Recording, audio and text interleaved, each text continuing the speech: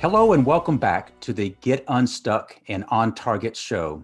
I'm Mike O'Neill with Bench Builders, and we're speaking with thought leaders to uncover tips to help you break down the barriers that are keeping you or your business stuck. Joining me today from Chattanooga is David Adams. David is an executive recruiter and founder of Career Link Network. Welcome, David. Hey, Mike, thank you for having me. I've been looking forward to our time together. We've had an opportunity to chat offline, but I particularly wanted to have you on our show because you, in your 30-year career, you've seen a great deal, and your perspective will be very helpful to our audience of leaders. So thank you for being with us. Thank you. It has been a rather unique ride over the past 30 years. And I'm amazed when I first started, we didn't even have fax machines. We went from fax machines to computers to the technology that allows me to say hello to you today. And that's quite an accomplishment to see. Well, it is. And I think you and I both experienced a little bit of the drawback of some of the technological advances. We had some issues before we actually hit the record button. So I'm confident we're going to plow right through any of these technical issues. But you've started a company, Career Link Network. What does your firm do? We are an executive placement firm. We place everything from basically entry level to the C-suite positions across the country in all 50 states. We have special expertise in medical, clinical diagnostics, manufacturing, engineering. We do some accounting work. Basically, with our clients, we try to meet their needs. And so we work vertically, and we do work often with any type of investment company that has purchased up companies. They're changing them, growing them, and exchanging the people they own. You know, the recruiting industry has changed dramatically. There was a time by which I only knew that there was one type of recruiting services. What are the types of services that you offer in terms of, if I was to call you as a business owner or as a business leader, what might be the kind of options that you would and your firm could make available? We offer multiple types of placements. We have everything from permanent, which is basically we set up an interview, you hire, they're permanent. We do have some contract work that we do. Like I just finished a program for a purchasing director to come in and renovate all of the purchasing agreements that this private equity company has to try to get better buying power. And we put that person in on a 6-month contract. But primarily we do permanent type of placements, and we offer 3 ways of acquiring our assistance. We have contingency, engagement, and retainer. Contingency means you get us to look for someone. If you hire them, you pay us. Engage is a small percentage of the fee up front. It basically shows that you guys are serious about hiring from us, and that and then we fulfill it. And then retain is generally for something that is either a confidential fill, confidential hire, or a team of people, or you just really need it done and you need it done now. We lift it, we get it done, and we would charge a third up front, a third in 30 days, and a third at the completion of assignment. So we offer those 3 programs that best fit whatever the client needs. David, the options that a decision maker has is pretty broad.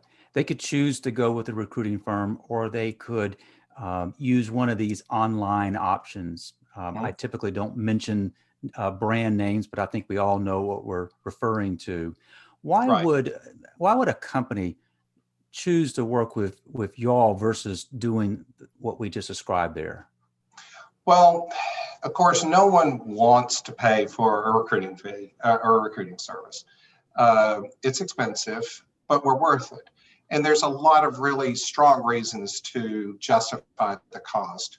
First of all, we can get things done that your overworked HR department can't do. Placing an ad now on any of the job sites, and I don't really care how many algorithms they use or what have you, people aren't looking at those. You're going to get some of the lower hanging fruit. You're going to get the unemployed, and there's nothing wrong with hiring someone unemployed, but it's not necessarily going to be the best person for your team. If you could sit next to me and listen to how we recruit, I could spend 25 to 30 minutes with you. I can find out what your hopes, your dreams, your ambitions are. Where do you want to be? All the questions that you want to know.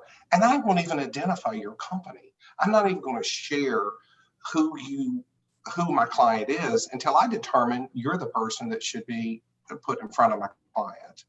And then let's say I like you, and then I'm going to put you forward. I make you come back to me and sell me on why. I do all the work that you wish that your HR departments could do. And then we do it correctly. And then we type it all up, line them up. We do everything for you. We're basically your outsourced HR department. And it's well worth the effort. I appreciate you clarifying that. So you're differentiating the type of service you can provide a company from online options. And the biggest differentiator I'm hearing is you're coming alongside HR as an extension of HR. Yeah, we're a partner. Well, we subscribe to the same kind of mindset, so we have that very much in common. I'm particularly interested in how what your firm does, how it's been impacted by COVID, and it's been so dramatic. Give us a sense of what has happened to your industry, what's happened to the job market as a result of COVID. Wow, that's a whole session almost there. This year is unlike anything I've ever encountered. We've had companies to pull back out of fear. We have had issues with the candidates. This subject matter about being unstuck, it really is. People are stuck with fear. We have found this year, because of the election, it's the most contentious time I've ever seen in the history of elections. You're going to have 50% of the population that's excited about what's happened. You have 50% of the population that's not. And in all of that is uncertainty. Anytime you have uncertain times, you're going to have a hard time attracting people, or you're going to have a hard time finding jobs. We also have encountered a tremendous number of people that will say, no, I don't want to look right now. And that's something I've never encountered. They will go through the process. And to share a little story, I've got a role for quality director in a great location in North Carolina.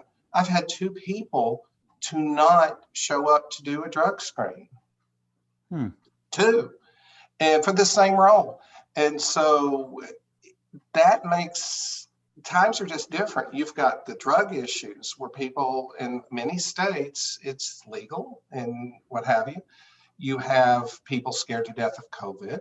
You have companies that don't know which way to go. So it's impacting us tremendously. And we're having to use every sales skill that we have just to try to pull people to get interested in your role. Throw out the job boards, they're worthless. Nobody's applying that will even fit. It's a different time. People will send me their resume and never take my call. And it's just like, why? I don't get it. But it just has to be the sign of the times. And we're really hoping 2021 is going to turn the circle on that. But then I just don't know. You turn on the nightly news and you're hearing so many people with COVID everywhere, they've got it. And so it's going to be really tough to pull people right now and to make a change and impact the teams you're trying to hire for. We're struggling. So, David, I think my background is HR, and my most recollections is that if we had an opening and we made known that opening, and we'll say this is a professional opening, we would be inundated with candidates. Mhm. And the challenge was, how in the world do you work through all of them and find the best of this large response? What you're describing is very good companies are looking for good folks, and the folks are not really willing to kind of put their name out there. Is Not that at a all. I just have a brand new client that I'm working with. It's one of the biggest, best research companies. I'm going to put it on the level of Google, and they cannot attract talent right now in California. It's a very specific talent. Everything that we work on, it's basically purple squirrels with orange tails, but that's okay. You know, there's those people are out there, and it's interesting that this organization is struggling, and they have taken it away from their own internal HR recruiters and given it to me to fill, because they know I can deliver the goods, and I have in the past for these managers, and they know I can do it again. But they're facing the same thing. You would think just simply by this company's name that they would be lining up to work for them, and they're not. Uh, the other thing that's facing the workforce is the huge amount of people that are going to be retiring because they can. You're going to see an exit of the baby boomers like you have never seen. That is going to impact a lot of senior management and senior leadership roles in organizations across the country. Some companies may not know that's coming. I do know it's coming because we've had multiple meetings within the NAPS organization about it. I speak to other thought leaders, so I know what's coming. And I'm getting notes from a lot of people that I've worked with that are exiting, and their own companies do not know. So that's going to be something that the companies are going to have to face. HR departments are going to have to react, and they're going to have to react quickly. You need to take stock of what you have talent-wise and see, is this person about to zone out? Are they leaving?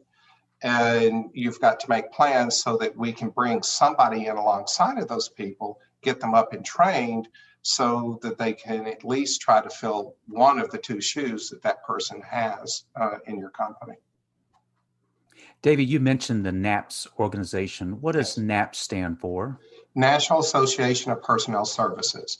It is the oldest and largest training organization for the recruiting industry in the country. It's been around since the 60s. I'm a proud member and have been a board director of that organization for 10 years. I am moving on up into an executive level soon. But part of NAPS, one of the things they do is train, and they certify offices. My office is 100% certified NAPS trained. And what that means is that we are certified in all 50 states. We know how to work. We know the legalities. Each state has certain things that you can and cannot say or do or ask. And so we work and keep you legal and out of hot water. In other words, we know what we're supposed to do. And a lot of recruiting firms don't even know who NAPS. They've never heard of it. And I personally wouldn't work with someone who's not committed enough to be trained and certified. I put all of my people through a 6-week training program that I pay for separate from me, plus, of course, all of my years as well. I So appreciate you. it's really important, if we're going to represent you and your company, it's important to pick somebody that's going to do it correctly and represent you in the best possible light. And that's really what I'm spending most of our time together on, and that is, done right, what does it look like? You've mentioned 2 examples. You've got a confluence of COVID, which nobody knows exactly what to do. We're all kind of in reaction mode. And then you're describing the challenges of the baby boomers who are retiring at a rapid pace. And both of these things are happening simultaneously. Right. And therefore, I imagine it's kind of turned your world a bit upside down. I was a little bit chuckled when you described that you have a client whose company name we would all recognize, but they're Mhm. looking for a very specific role. I think you described Right. it as what, a blue squirrel with an orange tail? Right. Purple squirrel, orange tail. Purple squirrel. Yeah. Um, We all right. specialize in that. So, So let's say I'm a decision maker. I need a purple squirrel with an orange tail. right. Um, and there are things beyond our control as a company. Right. But we can't control the COVID. We can't control the baby boomers leaving at a rapid Right. pace. But what would you advise your clients, the things that they need to be doing to best position themselves so that when they are looking for that purple squirrel with an orange tail, they have an increased likelihood that the candidate that's best fit says yes? I'm really glad you brought that up because the processes have to change. I have clients that I no longer choose to work with because their hiring processes are broken. They have too many interview steps. And when I say too many, upwards to 10 to 12 interviews, separate interviews that we have to try to set up to appease everybody in the company. You mean It, each candidate has to go through that many? each candidate, yes. Goodness. And that's almost an impossibility these days because nobody has that kind of time. If they do, most likely they're not the best candidate. I mean, seriously, they're unemployed. They're not, they don't have the value that you should put into the effort. So flying right now, I placed that person I placed for the contract role. The reason he was excited about the job is because he could work from home. He could do most of the work from home. And he has to go in just a little bit just to be trained up on the computer systems, et cetera. But that was one of his big things. He was like, okay, so our workplace is going to change, like it or not. That cat's out of the bag. And people have learned that they want to work from home. You also have a tremendous amount of people that you had perhaps for sales that covered large amounts of ground. They've discovered, you know what, I have a family. There was a reason I had those children brought to the world. I'd like to be there and see them. And you're going to see major pushback from those people to want to travel again. And just travel in general. I just picked up 9 positions with a pharmaceutical company, and their interview process is going to be almost 100% on phone. Hmm. The managers may go in and see it, but there's no way we can fly them into New Jersey where the headquarters is for a final. We can't do it. So that process needs to change. It needs to be clear and concise. Your management team and a recruiter such as myself, one of the things I really request is that we're on the same page together. I wanted to sit down by phone and speak with the managers so that the message that is being presented is clear and concise. Why are these positions open? Where is this position going to go? Is there a career path? The new generation wants a career path. They want to see something that can lead to that next step. Gone are the days where you're going to hire somebody that's just going to sit there until they mildew. They want want a defined career path, and you need to be prepared to do it. And you need to be prepared also to handle, if they're employed, a counteroffer. We have encountered more counteroffers this year than I've ever seen. The counteroffer used to, that was a kiss of death. And I still think it is. If you accept a counteroffer, you stay with a company, I guarantee you within 4 or 5 months, there's a target on your back still. However, it sounds really good to the candidates. And we're seeing a lot of candidates struggle with a counteroffer. I had one just the other day, even though I countered, we countered and we wound up winning.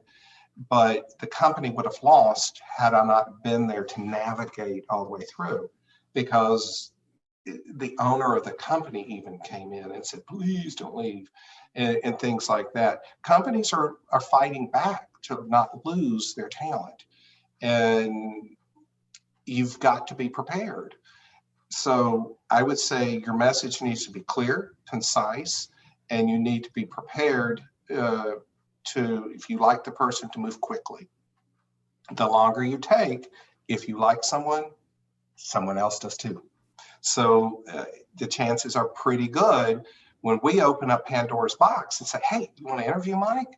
And you'll say, well, I wasn't, but sure. Inevitably, somebody's going to call you and you're going to say, well, I'm looking here. I may as well check out my options. And if they can make a quick decision and you're frozen with your interview process, you're going to lose. And it's very frustrating. And that's happened multiple times this year where the companies just simply cannot get their decisions together. They can't get their team together. Make the interview process easy. Show that you guys can make a decision so that the candidate can say yes. This is excellent. I didn't write down as you went, but some of the things that I'm recalling you say is that you have to be mindful. You've got to be crystal clear on what you're looking for, and you got to be able to communicate that. Yes. You also And make said, a decision. Make a decision. you also stressed that you want to have as few steps as necessary because that just prolongs the process. And it sounds as if viable candidates tire of a protracted process, and or it opens up opportunity for one of your own competitors to go snatch Absolutely. that person up. So you're really saying it starts with kind of fundamentals. Know what you're looking for, be decisive, eliminate unnecessary steps, move quickly, and be prepared in today's climate to do things you might not have done before when you mentioned the counter. Absolutely. Absolutely. Particularly if this is a critical position for your company. If you're sold on a person, don't wait. Make the decision. I have companies that think I have to interview 5 people. You don't. When we present a candidate to you, I may have interviewed 30 to 40 people before I send you one. We go through numerous steps before one is presented to you. We eliminate and we do all that work for you. I'm happy to provide you more than one, but sometimes it's just like looking for a house. Sometimes the first house or the first offer you get is the best one. And it's the same with a candidate. Sometimes the first one that you see is going to be your benchmark, and you're going to kick yourself if you don't hire them. You were quick to pick up the theme of this series is getting unstuck. Can you reflect on situations by which you maybe were working with a client that got stuck? And what did you find that needed to be done for that client to get unstuck? How did you help them get unstuck? One really comes to mind. And one of the things we do specialize a lot, and I do this probably 4 or 5 times a year, is a confidential search. I had a situation where there was a leadership person that was toxic. And so people were just regressing, falling backwards, not doing their job. They had good talent. It was a leader. And so literally they retained me to go and find the person for them. I found the executive to replace this person and recruited them. They never even knew the name of the company. They had to do, because it was sensitive and it had to be handled correctly. Even the HR department that did the first screen had to do it on their own personal cell phone, so there was no name associated with the company until she was in sync with me that this person is the hire. And so they even interviewed off-site. And so once we had all that done, that person that was the toxic management was fired on Friday afternoon. My person started that Monday, and it was 100% seamless. And since then, the team's turned around. They're seeing better numbers. The people that were about to quit stayed. So sometimes unsticking the company can be changing out a leadership person. And that one was a real example.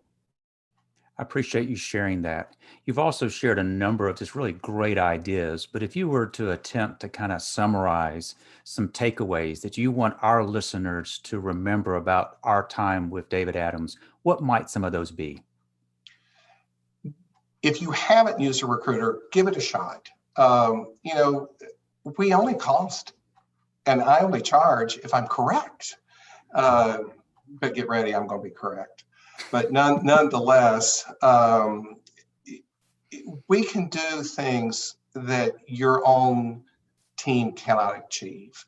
And we do it quickly, we do it efficiently, and we're going to save you a lot of time and money. If it's just a plain position that you feel like, well, whatever comes your way, fine. But if you're really trying to upgrade, change, and take your company to the next step, really a recruiting firm such as mine is the best way to go. And so that would be my take. This is excellent. Dave, if people want to reach out to you and connect with you online, what's the best way to do that? Well, my website is careerlinknetwork.com, and I'm very easy to reach. It's just dadams@careerlinknetwork.com. Of course, I'm also on LinkedIn. A little way to start searching LinkedIn to make your life easier. If you put in someone, because my name's very common, so if you try to put my name in, you're going to get 10,000 of them. But if you go my name and CareerLink Network and the word LinkedIn in a Google search term, it'll pull me up immediately. And so it does that with anyone, and it does help you to get away from LinkedIn and not have to pay them the exorbitant amount of money that I have to spend. That's a great tip for finding David Adams, which we know there's lots of them out there. So we now know how to find the David Adams that we've spent time together with today. Yes. David, thank you for your time with us and you're willing to share your insights. Sure. Thank you. I enjoyed it. And if anybody would like to reach me, just give me a shout. Well, I'm encouraging people to do just that. I also want to thank our listeners for joining us for this episode of Get Unstuck and On Target. We've lined up great guests like David that I'm sure you'll enjoy getting to know. We upload the latest episodes every Thursday, and I hope that you'll subscribe via Apple, Spotify, or whatever your favorite podcast platform is. But if you've been listening to my discussion with David and you are realizing that perhaps you or your company is stuck, let's talk. Visit unstuck.show to schedule a call. We'll explore what's got you or your company stuck and what you could do to overcome that. So I want to thank you for joining us, and I hope you've picked up some tips that'll help you get unstuck and on target. Until next time.